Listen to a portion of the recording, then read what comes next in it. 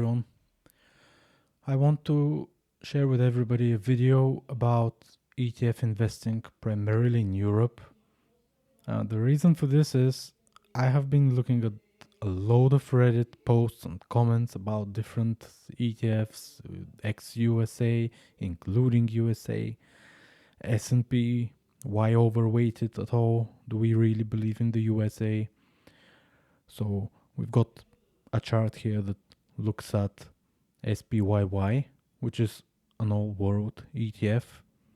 We've got EXO, which is the Europe Stoxx 600. We've got VU, which is obviously the S&P, not equal weight. This is the standard S&P. And we've got VEU, which is all-world, excluding USA.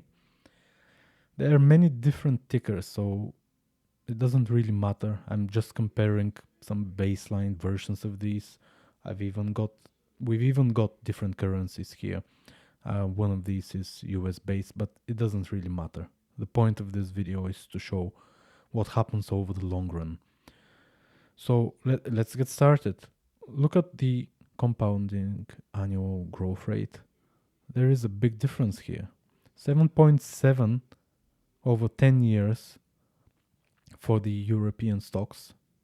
That's not great when you compare it with something else, but let's look at the next one. We are all looking at comments saying let's exclude the USA, let's invest in all world excluding USA. We don't want that. Could be because of Trump. Not going to get into politics here, but let's exclude the US and invest in everything else. So what would you do? In the last 10 years, you would have had 127% gain with 8.6 CAGR. This isn't really great. I mean, think about it. You've got baseline of 2% inflation. If you look at the European CPI reports, most countries have well over 2%. So 8.6 is not that good. Not even comparing with the EU, which is 7.7%. The next one that we've got is the SPYY. This one has 10.9% growth, which is much better than the other two, obviously, as this is an all-world ETF. But again, once we compare with the VU, which is the S&P 500, so only US listed companies, we've got almost 15% growth per annum, which means 300% growth in total. Compare it with the rest. Look, 180, 110, 128, 300.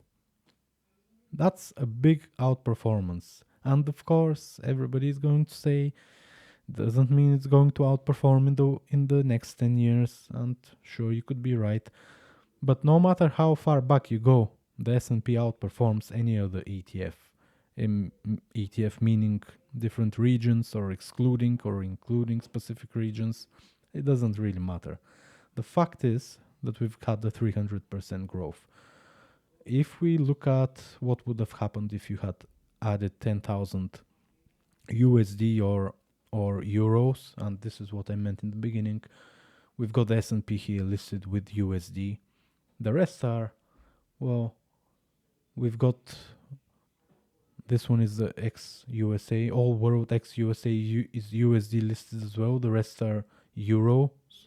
So it doesn't really matter because currencies fluctuate. This is a topic for and it's a topic for a different video really.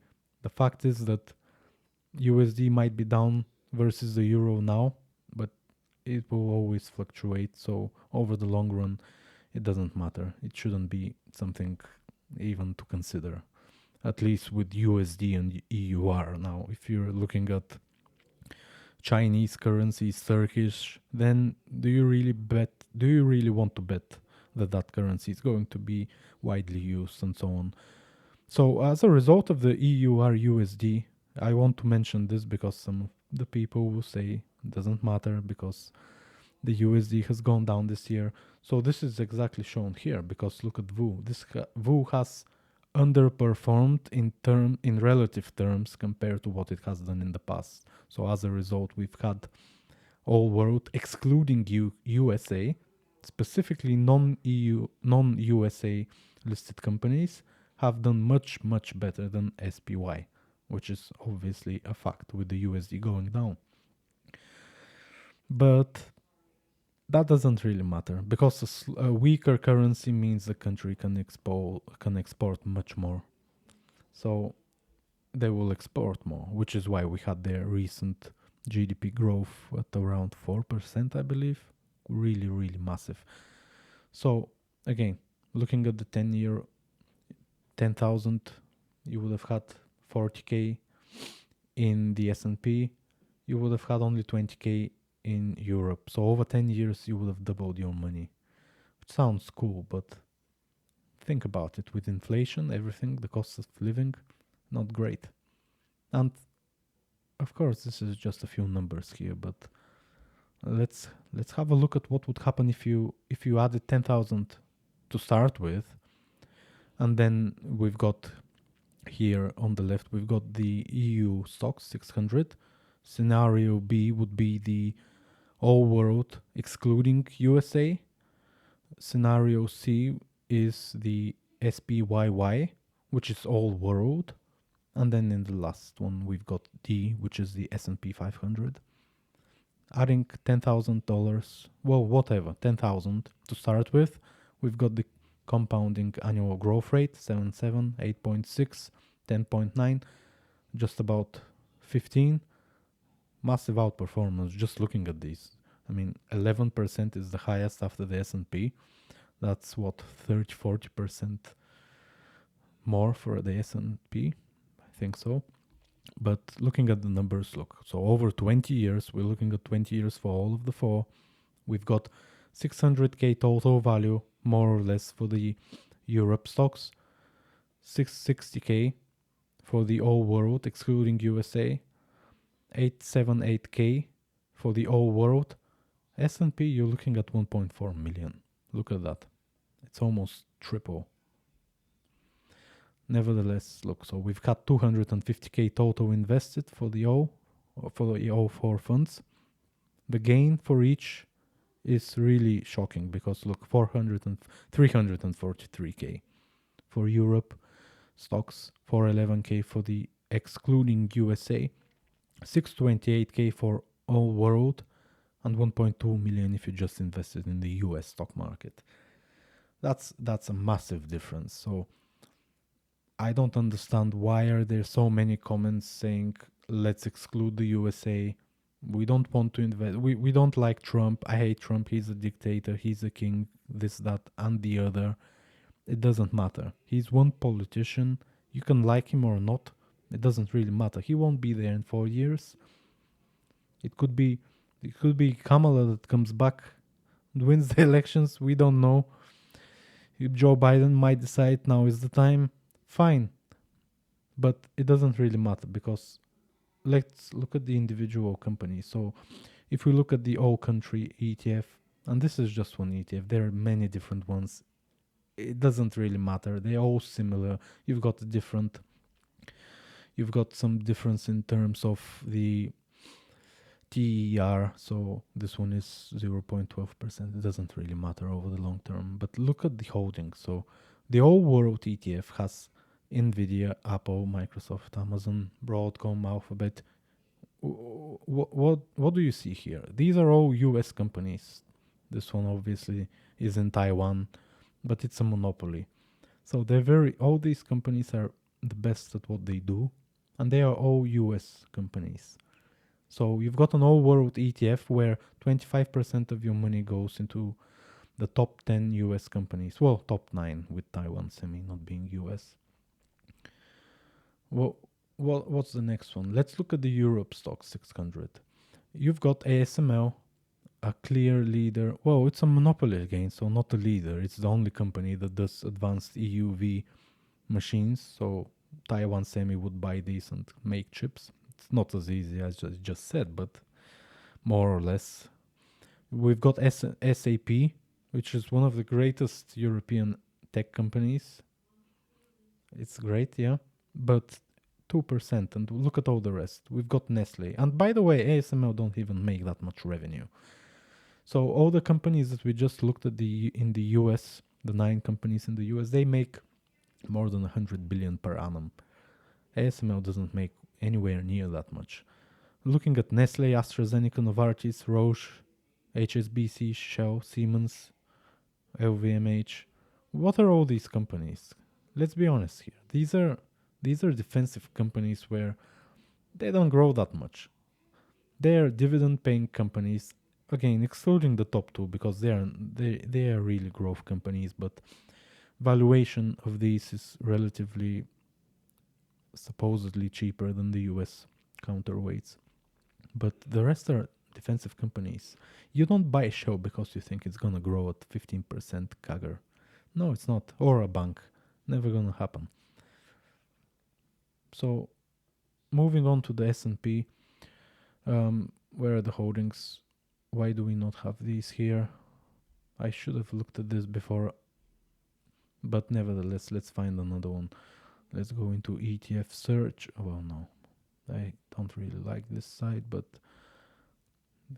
I don't know if there is a better one. So S&P 500, we just want to look at the way that they are constructed, the listings more or less, which they will be the same as the all world, by the way. So yeah, look, Nvidia at 8.5, all world had it at 5 something, I think. So this is almost double. We've got Apple. I don't like Apple as a company. It's not really growing. It's not really creating anything new. I think you will agree that the iPhones have stalled. Nothing new has happened, and Type-C being implemented isn't really something genius. Microsoft, Amazon, all the same companies that we looked. So we don't have Taiwan Semi here. We have Berkshire, which is more, whether you like it or not, it's a stable compounder that you can own.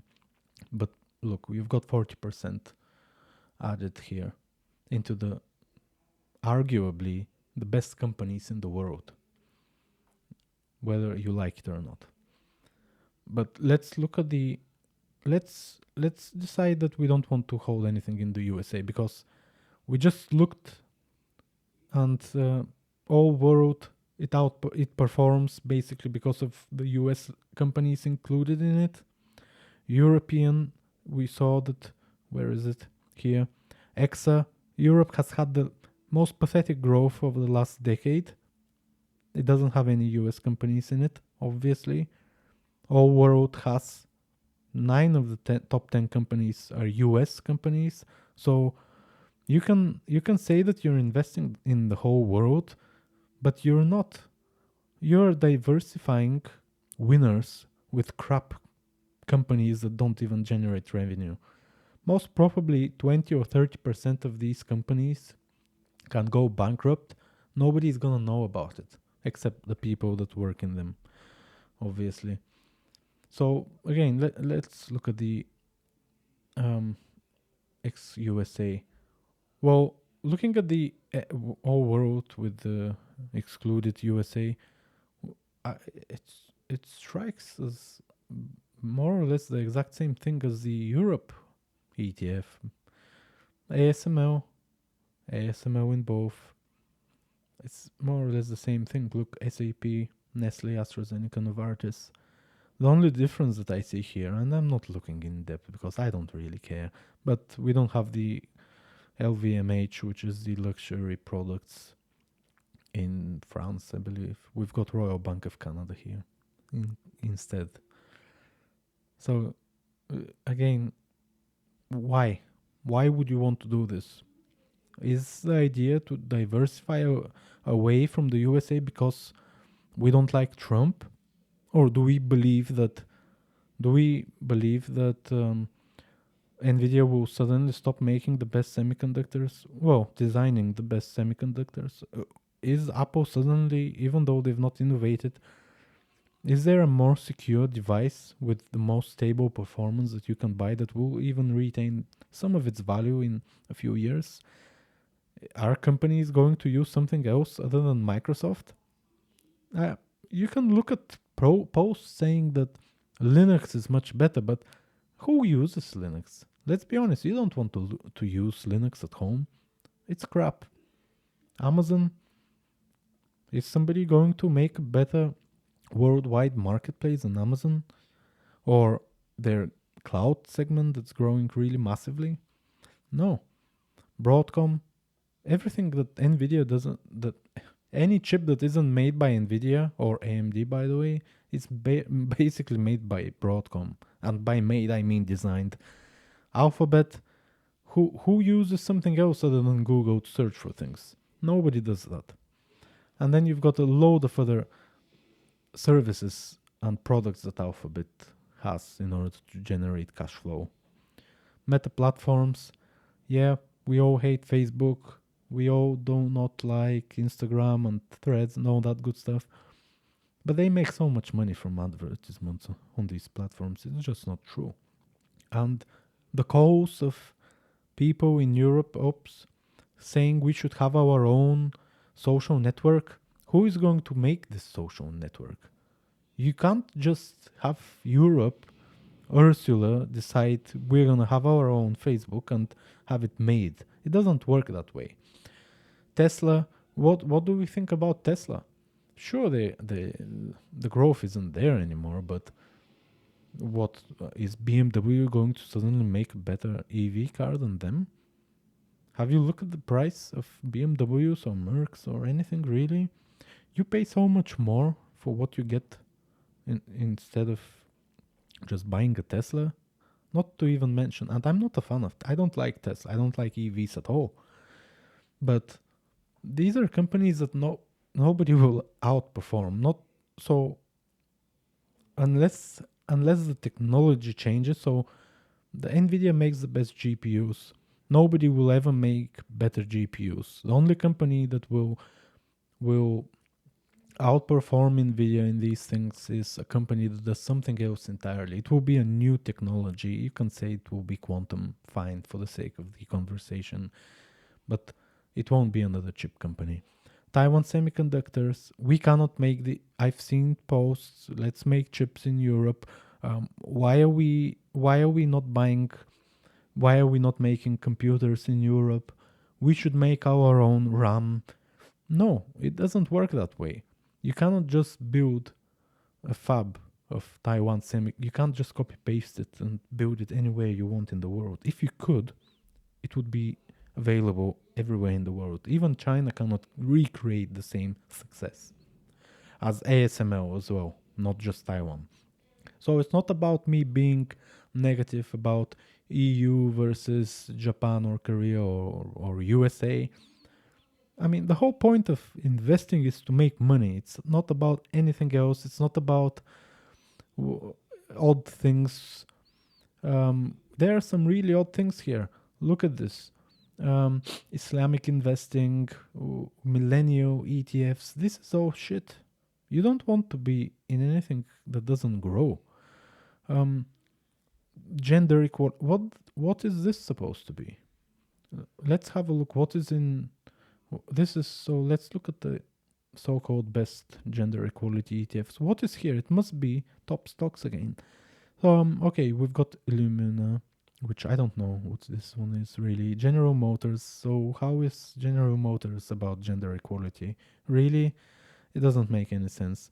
Hologic, no idea what that is. GSK, they make toothpaste and whatnot.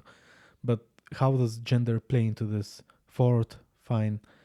It doesn't really matter again. There is a lot of crap.